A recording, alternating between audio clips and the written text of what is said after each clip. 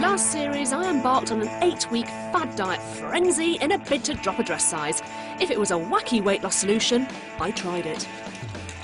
I'm a maple syrup virgin. I'm going to remind you all of what worked and what was quite frankly ridiculous. Halfway through my quest and half a stone down, but so far I've failed to find a cure for my curvaceous figure, and none of them stopped me wanting to pig out on my favourite foods. Hang on, I know you do. Next on my to-do list was not really a diet, but a state of mind. I took my mission to a higher plane with hypnosis. Hypnosis, schmipnosis, I mean, come on. I mean, some people think it's great, but I reckon it's probably a load of old baloney. OK, so I'm a bit sceptical, but it's apparently what caused Lily Allen to drop 2 dress sizes, and you can't deny she does look great. Leading hypnotherapist Marissa Peer has agreed to help me lose weight. Fat chance, but here goes. As I count backwards, you're going to see your feet, hear your feet, feel your feet, treading each step. So right now you're looking down, 10 stone down. So how old are you? About 9. Just describe what's going on. It's Sunday lunch, and it's very stressful. And it has to be a family lunch, and it has to be a roast dinner. And therefore, we have to eat everything. You have to eat everything because of your dad behind you. So just take this hand and just squeeze it into a fist. And this is how big your stomach is. And now every time you're eating, you can literally feel your stomach contracting. And for you, saying no to excessive amounts of food is saying yes to being the weight and the shape and the size you want to be.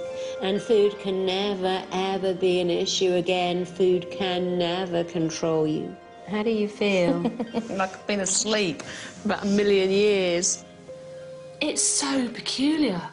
You really do kind of go into this trance-like state. It's almost like, if you've never been hypnotised, it's almost like just that period of time just before you wake up. And you're kind of aware of what's going on and you feel incredibly relaxed. You know, it's a really nice state to be in. I don't know how this is happening, but the following morning, instead of my Carb City breakfast, toast, crumpets, lashings of butter and jam, I'm content just to eat some fruit. What did she do to my brain? I'm slightly worried about where old Porker Richardson has gone. She, who could literally do an eat-all-you-like buffet, no problem at all, suddenly not interested, really, in all that old, fatty, greasy, carby food that I used to love. I'm kind of really content just to eat really small amounts and quite healthy stuff. I'm worried that I'll still go weak at the knees at the sight of a bowl of crisps or a packet of biscuits. So Marissa has some visual devices to put me off those foods for good. So, a little exercise in fat burning. You know, we all delude ourselves that crisps are just potatoes cooked in natural oil, but they are in fact solidified fat. And when you set fire to a crisp, you're going to see how slowly that burns. Imagine how hard your body has to work to burn off that fat. And you can get a teaspoon of fat from this crisp. Smell that? That smells fishy. Put your finger and thumb together for me like that. And when I pull them apart, I want you to resist. So as I pull, you push. So just keep resisting me. So you can see you're very strong. Take that and put your finger and thumb together for me and resist me. See how weak you are. I mean, that's just like pulling pieces of paper apart. It's so simple. I can't even resist. It's bizarre. Okay. Put your finger and thumb together and resist me. Can you see the difference? Because you're holding a proper food, a real food. Following my sessions of hypnosis, I'm as keen as a chocoholic in a chocolate shop to find out if this latest therapy has shifted any weight. Here goes. Okay. Oh, wow. Just through the power of my brilliant mind, I've lost 3 pounds. That's fantastic. That's the most I've lost on any of these diets. 10 stone 11. Brilliant. Well, hypnosis proved me wrong and provided the best results of them all. But I still had a few more ideas up my sleeve, and next on my list was a diet rumoured to help Beyoncé lose 2 stone in 2 weeks. It seems to be water, maple syrup and cayenne pepper. And that's all she drank for 2 weeks.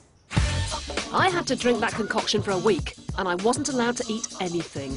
Apparently the syrup was crucial for energy, and the pepper was supposed to speed up my metabolism by 15%. I actually feel a bit sick. It is revolting. After 5 days, I'd only lost 2 pounds, and I couldn't take any more of the vile liquid. Goodbye. So, onwards and upwards. Join me later to see what diet discoveries I made when I hit the city that never sleeps, New York. On to our second swap, and another one of our super skinnies is fussy, faddy dieter Yasmin Smith.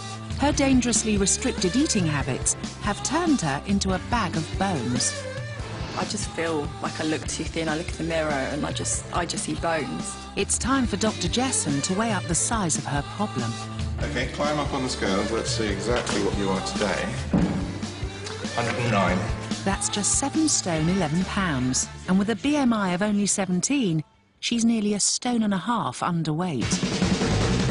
Yasmin was diagnosed with a lactose intolerance 3 years ago, and as a result is so fussy about what she eats that nearly every type of food is off the menu. I've been on a lactose-free, wheat-free, preservative-free, additive-free, everything-free diet for the last 2 years. As well as dairy foods like milk, cheese and yoghurt, anything with wheat in it like bread and pasta is a complete no-no. She also won't touch anything processed or packaged, which just leaves her to fill up on fruit and salad. End result? She's completely undernourished. Fruit and vegetables are vital in providing you with essential vitamins and minerals, but you can get too much of a good thing, as they should only make up 1/3 of your overall diet. In order to have a healthy, well-balanced diet, you need to eat from the 5 major food groups. Starchy food like bread, pasta and cereal, fruit and vegetables, meat and fish, milk and dairy products, fat and sugar. Like Yasmin, if you limit your diet to only 1 or 2 food groups, you're seriously restricting your nutritional intake. Yasmin's diet is so extreme that even her son Matthew is starting to worry. It's very, very, very bony, because she doesn't have any fat on her. She needs to eat steak fat. Yasmin is going to have to take drastic action, but luckily help is just around the corner in the form of Derbyshire diet dodger Darryl Watson. Darryl has a diet with 1 golden rule. Basically, if I want something, I'll have it. In between meals, he also demolishes sackloads of snacks. I was 23 when I met my wife. I was around 18.5 stone. And, I don't know, through contentment and being happy or whatever, started to put it on. Darryl's weight has provoked comments that are hard for his wife Tracy to stomach. We went swimming and people were pointing at him and you could see lip read. How on earth can somebody get into that state? Darryl didn't see, so I didn't say anything. But that hurt me. These two have got totally different views on eating.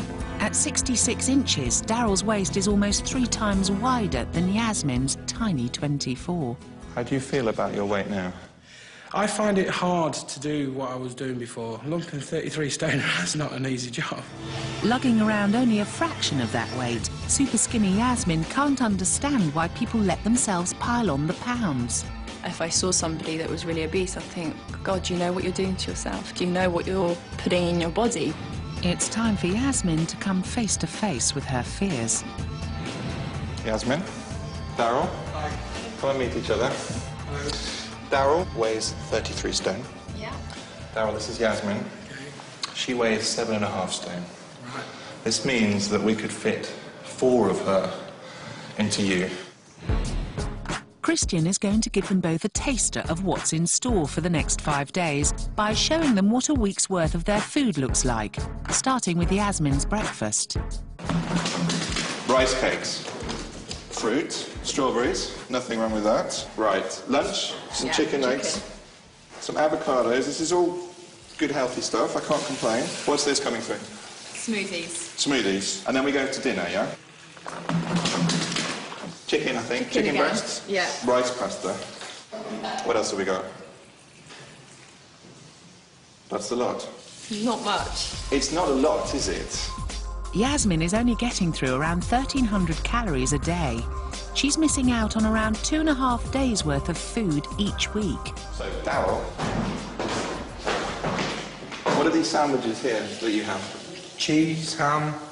This is breakfast food as well. Or toasties. Crisps, fried food, saturated fat, more sandwiches, burgers. What's that? A roast chicken, pizzas, more pizzas. Probably about half of this is made up of fat, okay? Darryl is consuming 6,200 calories a day and is overeating by a shocking 10 days' worth of food every week. Day 1 of the diet swap, and Yasmin is presented with her first big food challenge, Darryl's usual fatty fry-up. He won't be dancing when he sees what Yasmin has to offer. You'll be all right. Great English breakfast. Oh, my God. It is great, actually, minus that and that. It's fine. Snackaholic Darryl gets a relishing plate of rice cakes. Rice? Yeah. OK. I'll give it a go. It's not going to catch on in the morning at home. But it's Yasmin who's really struggling. Darryl's favourite, fried black pudding, is really making her stomach turn.